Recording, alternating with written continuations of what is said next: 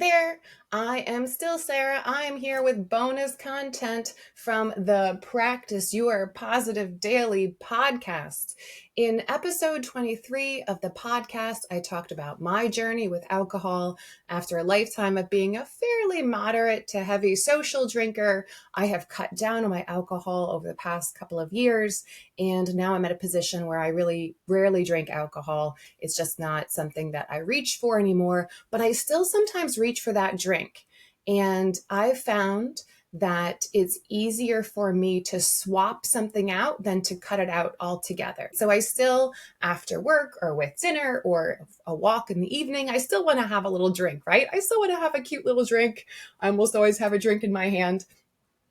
So here I'm going to go through 8 things that I drink that you can drink instead of booze to give you kind of that same feeling without the alcohol. So we'll talk about what they are, what they can do for you, and anything to know about or look out for. Okay. And then I'll put some of the brand names down in the show notes so you can follow up with brand names.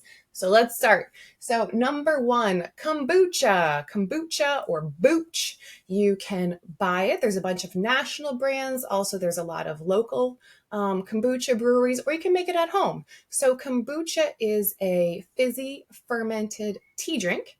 It's made typically with tea and water and sugar, and then a SCOBY. The SCOBY is this like symbiotic cluster of bacteria and yeast, and that's what ferments the sugar in the kombucha and gives you the probiotic benefits. So it can, because it has probiotics, it can help with your digestion, and it can be a nice low-calorie alternative to sodas or booze. It typically only has like 30 or 40 calories per serving. It is often made with tea, and so it can have caffeine, and because it's fermented, there can be trace amounts of alcohol. So just a warning, if you are caffeine sensitive or alcohol sensitive, you might want to steer clear of kombucha or drink in moderation. The same with kiddos, again, because it can contain caffeine and alcohol, moderation with kiddos and with yourself if that's something that you need. Number 2, adaptogens. So these are other herbal supplements that can be added to a drink. Most commonly, you'll find ashwagandha or tulsi. These are herbs that can help us relax and adapt our bodies to stress and overcome. They come often in some sort of like mixed soda or something. They can make you, they can help your body and your mind adapt to stress, relax, deal with those things. They can, depending on what type of supplement is in it, it can interact with your medication. And so if you're on medications, maybe just check with your doc to make sure that this doesn't interact and there's no sort of contraindications there for the adaptogens. I usually think of ashwagandha. That's usually the one I drink. 3, mushroom elixirs. I do not like mushrooms. I do not like to eat mushrooms. It's a texture thing, but I love mushroom elixirs. These are probably one of my favorite.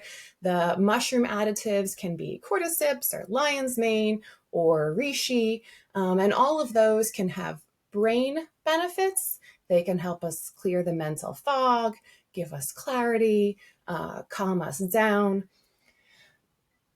They don't they don't have, I lost what I was going to say. They don't have psilocybin though. So these are not magic mushrooms. You're not going to get a buzz. The walls aren't going to drip. These are safe to have from work. And a lot of times you can find these not only in elixirs like a soda, but you can find them in a powder. I have one that comes with cacao, and some folks use these mushroom coffees to replace real coffee, right? So it might be something that's some sort of ground mushroom added to tea or added to cacao or added to coffee. And that can replace your morning coffee and give you some different health benefits than just regular coffee. What are we at? Number 4, apple cider vinegar sodas, ACV. So the big one here is Poppy. It's very popular.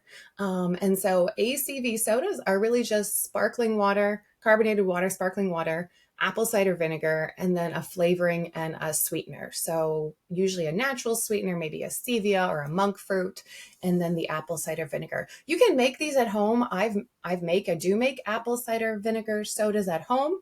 Again, a shot of apple cider vinegar, sparkling water, lemon, honey, agave, and then if you have some other sort of like fruit flavoring, you can add to it. They don't taste the same when they're homemade, but they're not bad.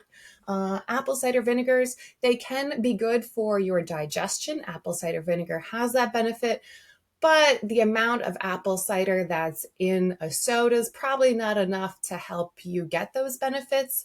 And also just be aware that because it is a vinegar, it can upset your stomach. I know I am prone to acid reflux. And so if I drink an apple cider vinegar on an upset stomach, it kind of make me feel kind of yucky. And also be aware that the apple cider vinegar can erode your teeth enamel. So it's better to have these with a straw. Same with kiddos. If you have kiddos drinking these, better with a straw than drinking, so you're not just washing your mouth in that enamel eroding vinegar. Cool? Okay.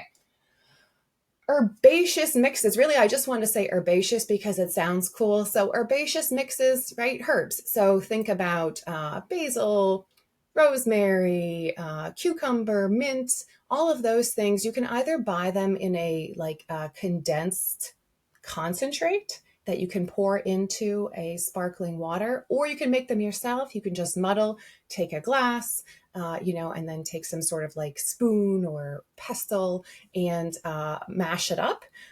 If you add, then, mash up the herb, add some sparkling water, maybe a squeeze of lemon, a squeeze of lime. It gives you a nice little light, refreshing.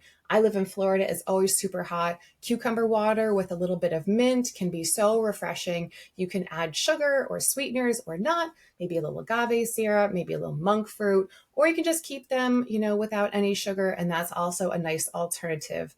There aren't really any things to think about or know about. Just pick something you like and try it out, right? 6, magnesium sodas. So magnesium sodas are sodas that have magnesium. So magnesium can help us get to sleep.